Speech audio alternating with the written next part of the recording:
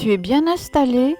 Aujourd'hui, je vais te raconter l'histoire de Casse-Noisette, un conte de Noël d'Amadeus Hoffmann. C'est le soir de Noël chez Franz et Marie. Ils attendent la visite de leur oncle Drosselmayer. Il est horloger et leur apporte souvent de bien étranges jouets qu'il fabrique lui-même. Il raconte aussi de fabuleuses histoires. Le voilà qui arrive ce soir-là avec 3 nouveaux incroyables petits automates. Et il sort de sa poche une sorte de poupée en bois, 3 comme un petit soldat, avec une grande bouche qui sert de casse-noisette. Tout simple.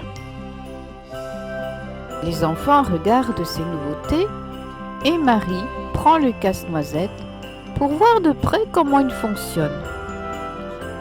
Franz veut à son tour s'en emparer. Il tire dessus, mais Marie ne le lâche pas. Et ce qui devait arriver arriva. Le casse-noisette se casse. Marie commence à pleurer, mais oncle Drosselmayer s'empare vite du jouet et avec son pochoir, il lui fabrique un pansement qui lui remet la mâchoire en place. Marie le remercie, mais la maman de Marie en a assez de tout ce bruit et elle les envoie vite au lit. Allez, hop Franz, hop Marie, allez vite vous coucher, vous êtes trop énervés ce soir. Marie part sagement dans son lit et laisse sa nouvelle poupée blessée dans un petit lit de poupée au pied du sapin. L'oncle Drosselmayer vient lui souhaiter bonne nuit et lui raconte une bien curieuse histoire. Tu sais, Marie, ce casse-noisette n'est pas une poupée ordinaire. C'est un jeune homme qui se cache à l'intérieur. Je vais te raconter sa véritable histoire.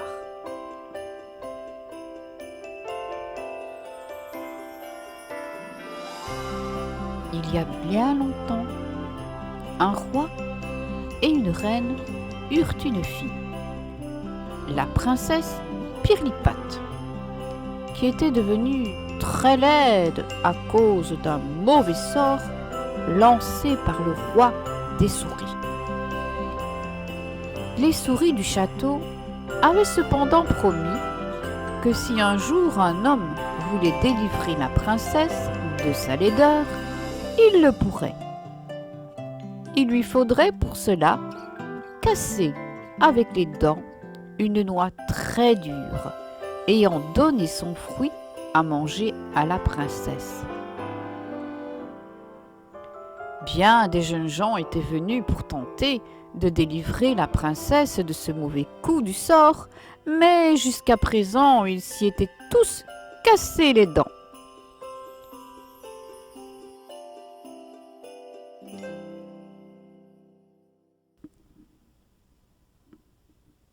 Or, un jour, mon neveu, qui avait eu vent de cette histoire, se présenta au château.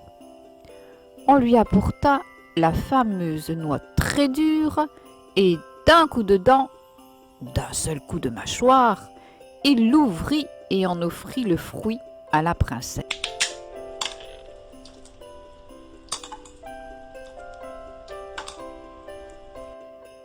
Elle croqua cette noix et comme par enchantement, se transforma en une magnifique jeune fille.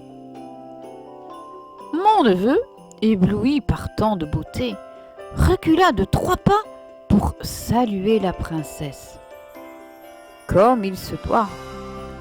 Faisant cela, il marcha malencontreusement sur la queue d'une souris venue assister à la scène. Alors le roi des souris, furieux de cet incident, lui jeta un sort et le transforma en casse-noisette en bois. Bien sûr, la princesse ne voulut pas d'un casse-noisette comme Marie, alors on le chassa du château. Voilà la triste histoire de mon neveu le casse-noisette.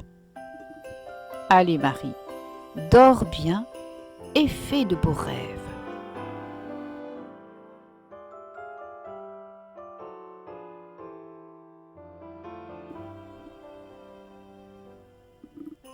L'oncle Drosselmayer éteignit la lumière, sortit et ferma doucement la porte. Marie commençait à peine à s'endormir. Elle n'arrivait pas à trouver le sommeil. Aussi décida-t-elle d'aller chercher son casse-noisette.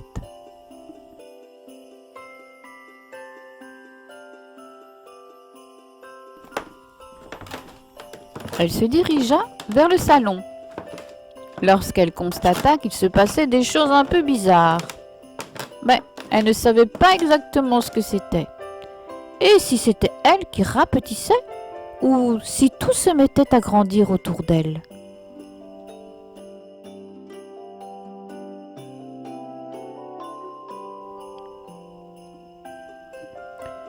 Toujours est-il que bientôt, toute une armée de souris qui semble descendre du sapin de Noël vint encercler Casse-Noisette. Le petit homme se leva, appela à l'aide les soldats de bois, de Franz et tous les autres jouets qui l'entouraient. Ils se mirent en route et tous ensemble contre les souris.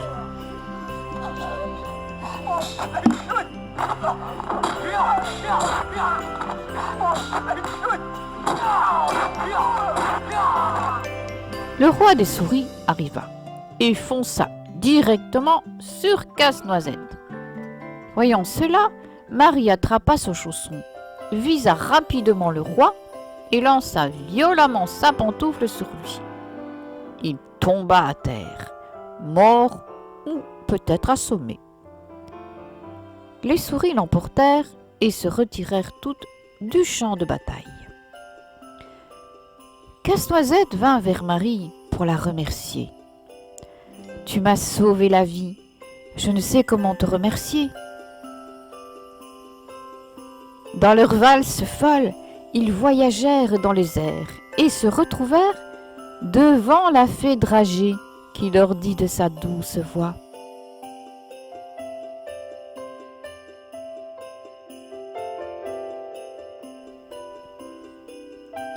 Ah, vous voilà enfin! Je vous attendais pour le goûter. Venez vite jusqu'au royaume des gourmandises, au fabuleux pays des friandises. »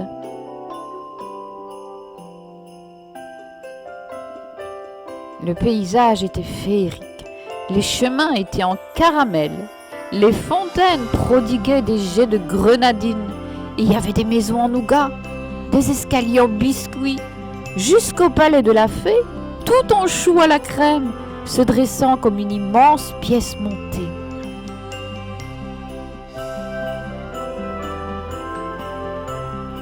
Comme je suis contente de vous voir, continuait la fée Dragée. Votre voyage s'est bien passé? Oui, répondit Casse-Noisette. Mais auparavant, nous avons dû affronter l'armée des souris. Et sans Marie, je crois bien que je serais mort à l'heure qu'il est. Marie sourit, fière d'avoir pu aider ce vaillant et beau garçon qui lui tenait la main. Allez, installez-vous, poursuivit la fée Dragée. Vous allez goûter en assistant au plus beau spectacle que je puisse vous offrir. La belle fée conduisit alors les deux enfants vers une table magnifique où se dressait un gigantesque goûter. Elle leur offrit de délicieux et succulents gâteaux accompagnés de boissons fraîches et chaudes dans une vaisselle étincelante. Puis d'un coup de baguette magique, elle appela les artistes qui apparaissaient devant les yeux ébahis de Marie. Le premier numéro était celui du prince Chocolat, qui exécuta une danse espagnole endiablée, durant laquelle il frappait des pieds pour mieux en souligner le rythme ensorcelant.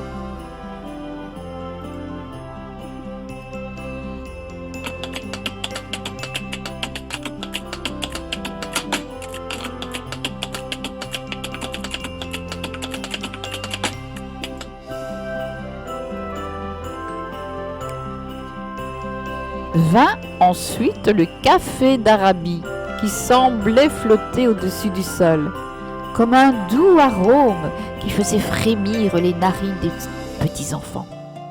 Ce fut alors le moment du thé de Chine. Il bouillonnait en tournant comme un manège, saluant à chacun de ses tours les enfants en joie.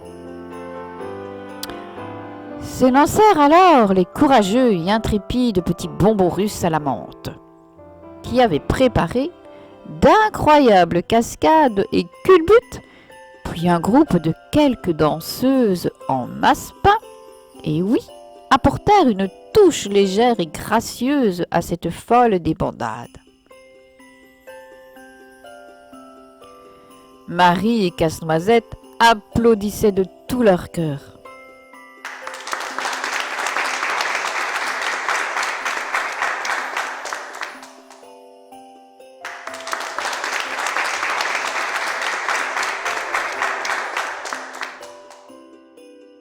Madame Gingembre vint prendre place sur scène avec une flopée d'enfants, tous plus mignons les uns que les autres. Ils se lancèrent dans une époustouflante série de galipettes entrecoupées de rires qui fusaient de toutes parts.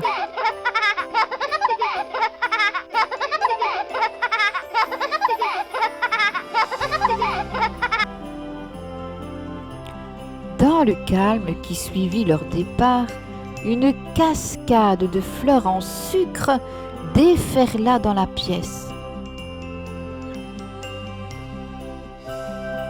Après cette valse de fleurs, la fée dragée refit son apparition, escortée d'un tout jeune homme. L'élégance et la grâce de leur silhouette donnaient à leur danse l'allure d'un tendre tête-à-tête. « Voilà comment je voudrais être quand je serai grande, » se dit Marie en son for intérieur. « Et je voudrais que toutes les fêtes soient aussi joyeuses et belles que celle-ci. »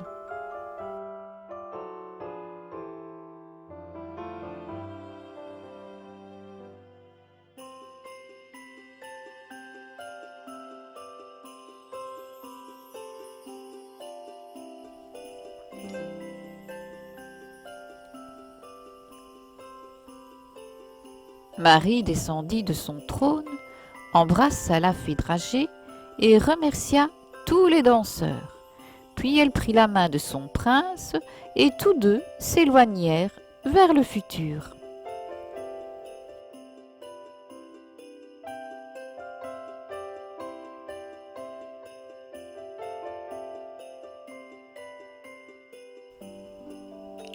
Lorsque Marie ouvrit les yeux, elle était dans son lit. Casse-Noisette, son petit bonhomme en bois, était là, à ses côtés, le mouchoir autour de la tête. Mais Marie ne savait plus trop quoi penser. Elle le regarda, dénoua le mouchoir et constata que la mâchoire s'était comme par miracle réparée. Elle ne savait vraiment plus du tout quoi penser. On frappa à la porte. Apparurent alors, dans l'embrasure de la porte, l'oncle Drosselmayer et son neveu.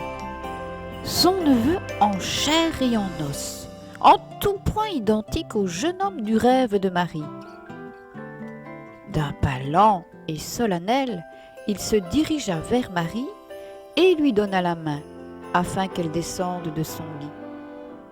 Décidément, à Noël, tout est vraiment possible.